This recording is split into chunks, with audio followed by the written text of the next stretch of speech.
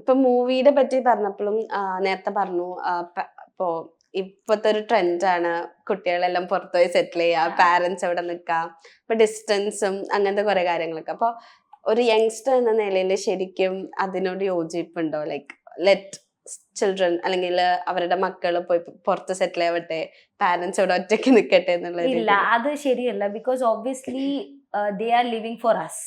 അപ്പൊ നമ്മൾ അങ്ങനെ വിട്ടിട്ട് പോകുന്നത് ശരിയല്ല. Okay, I know like everyone needs to go and earn. അവർ വിചാരിക്കുന്ന അവിടെയാണ് കൂടുതൽ earning, so we need to go. Nursing ആയാലും most probably most of the people like nursing ആണ് ഇവിടുന്ന് ചെയ്യുന്നത് ഞാൻ കണ്ടിട്ടുള്ളത്. അപ്പൊ അവിടെ പോയിട്ട് സെറ്റിൽ ആവുന്നത് പേരൻസിനെ കൊണ്ടുപോവാണെങ്കിൽ okay, I am okay with it. But പേരൻസിനെ കൊണ്ടുപോകാണ്ട് അവരിവിടെ മൊത്തം അവരുടെ ലൈഫ് ചുമ്മാ ഇങ്ങനെ ഇവിടെ തന്നെ താമസിച്ചതിനേക്കാളും നല്ലത് they can just take them and care their, obviously നമ്മൾ ചെറിയ കുട്ടിയായ സമയത്ത് അവരെല്ലാം നമ്മളെ നോക്കുന്നത്. അപ്പൊ ഇപ്പൊ അവര് വലുതാവുമ്പോ നമ്മളെല്ലാം നോക്കേണ്ടത്. അല്ല, പൊതുവെ ഇപ്പൊ നമ്മള് പറയാറുണ്ടല്ലോ, ഇപ്പൊ പുറത്തത്തെ കൾച്ചർ വെച്ച് നോക്കുമ്പോ ഒരു ലിമിറ്റ് കഴിഞ്ഞാൽ, ഒരു ഏജ് എത്തിക്കഴിഞ്ഞാൽ പാരന്റ് ചിൽഡ്രൻ ബോണ്ടിങ് അല്ലെങ്കിൽ രണ്ടുപേരും ഇൻഡിവിജ്വൽ ആവും. പാരന്റ് ഒരു ഇൻഡിവിജ്വൽ, ചിൽഡ്രൻ ഒരു ഇൻഡിവിജ്വൽ, അങ്ങനത്തെ ഒരു കൾച്ചറാണ്. അത് നമ്മുടെ ഇന്ത്യൻ കൾച്ചറിൽ മാത്രമാണ് ഇപ്പൊ ഈ പറയുന്ന രീതിയില് നമ്മൾ ചെറുപ്പത്തിൽ അവരെ നോക്കിയോണ്ട് we have obligation to look them. ആ ഒരു ഇന്ത്യയിൽ മാത്രമല്ലേ ഉള്ളൂ. അപ്പൊ അങ്ങനെ ഒരു രീതി ലൈക്ക് ശരിയാണെന്ന് തോന്നുന്നുണ്ടോ ആ ഒരു പാരന്റിങ്? ശരി എന്ന് പറഞ്ഞാൽ like obviously the student the children needs to be independent.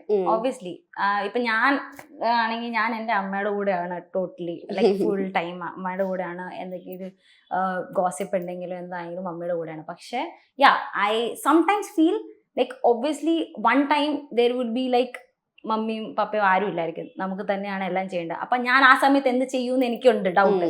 Because ഞാൻ സ്റ്റാർട്ടിങ് തൊട്ടേ പേരൻസിന്റെ കൂടെയാണ്. ഞാൻ ഹോസ്റ്റലിൽ പഠിക്കാൻ പോയിട്ടില്ല, പുറത്ത് പഠിക്കാൻ പോയിട്ടില്ല. അപ്പൊ അങ്ങനത്തെ ഒരു ഇതില്ലാത്തതുകൊണ്ട് എനിക്കൊരു ഡൗട്ട് ഉണ്ട്.